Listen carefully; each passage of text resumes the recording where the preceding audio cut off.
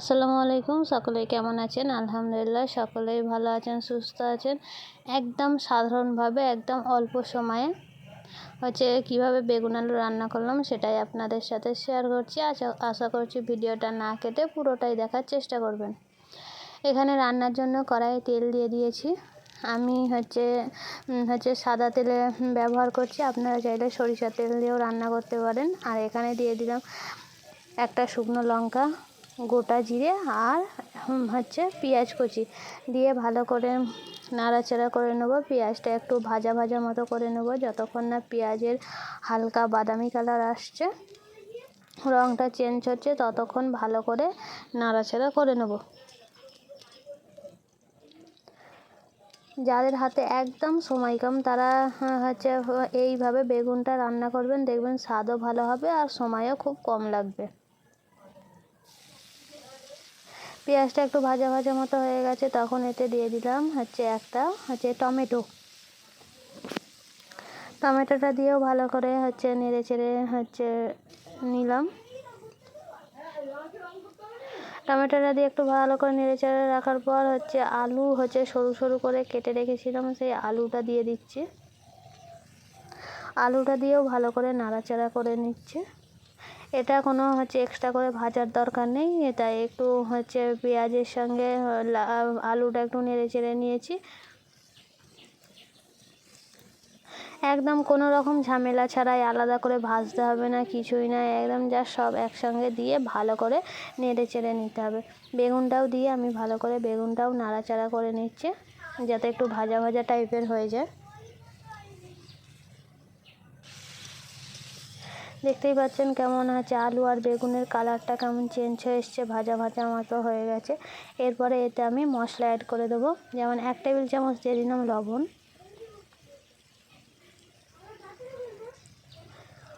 হলুদ গুঁড়ো পরিমাণ মতো,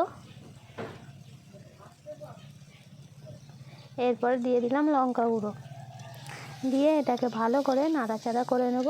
আগে প্রথমে সবগুলোকে ভালো করে নাড়াচাড়া করে নেব, যাতে আলু বেগুনগুলোর মধ্যে ভালো করে মশলা প্রবেশ করে। ভালো করে নাড়াচাড়া করে একটু সামান্য পরিমাণ পানি দিয়ে দিলাম, যাতে তলায় না বসে যায়। সামান্য পরিমাণ পানি দিয়ে এটাকে ভালো করে কষিয়ে নেব। কিছুক্ষণ ছাড়া ঢাকনা খুলে ভালো করে কষিয়ে নিচ্ছি। অল্প করে পানি দিতে হবে, না হলে তলায় বসে যাওয়ার সম্ভাবনা থাকে, তাই অল্প করে আমি পানি দিচ্ছি। পানি দিয়ে কষিয়ে নিচ্ছি। আলু আর বেগুন কষতে কষতেই প্রায় অর্ধেকটা সেদ্ধ হয়ে যাবে। আর আমার এই ভিডিওটা যদি আপনাদের ভালো লেগে থাকে তাহলে প্লিজ একটা ভিডিওতে লাইক করে দেবেন, আর চ্যানেলটাকে অবশ্যই সাবস্ক্রাইব করে দেবেন। সাবস্ক্রাইব করে পাশে থাকবেন।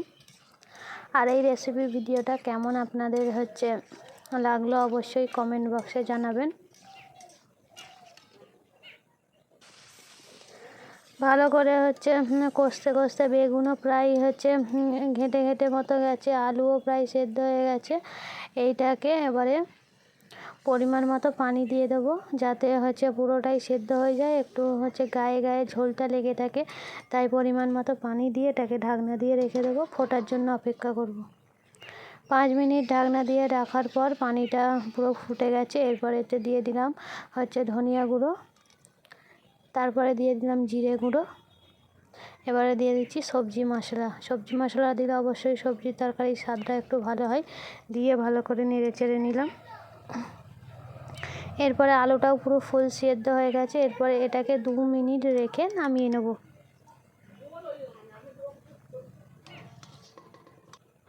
2 মিনিট ঢাকনা দিয়ে রেখেছিলাম।